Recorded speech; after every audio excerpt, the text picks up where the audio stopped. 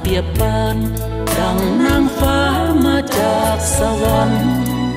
คู่ควรแห่งแดนจำปา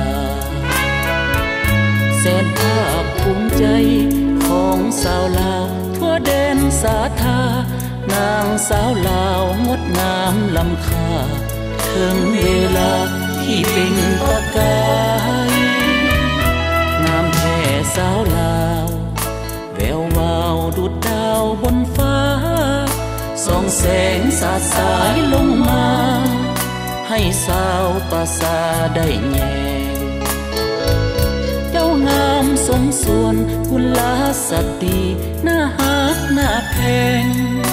สมที่จะเป็นแว่นแมงน้ำใจเข้มแข็งให้ขอสมเสยนางส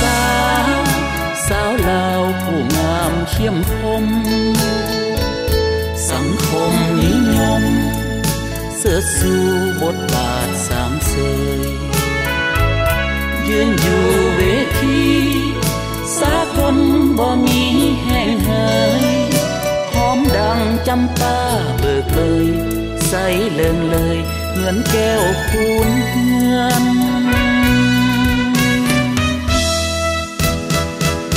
ดังหนึ่งนางฟ้า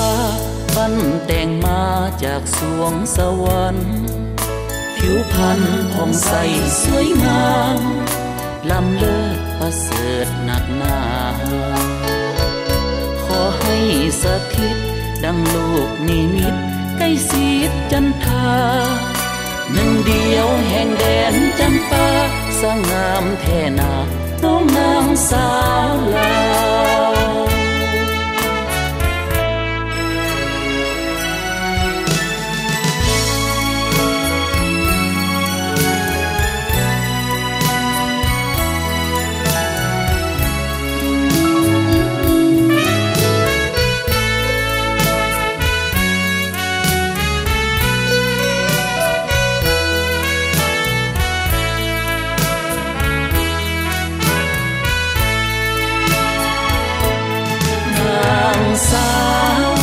สาวลาวผู้งามเข้มคมสังคมนิยมเสื้อสู่บทบาทสามเสย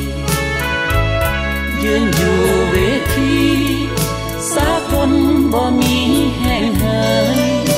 หอมดังจำปาเบิกเลยใสเลิงเลยเหมือนแก้วคูนเงิน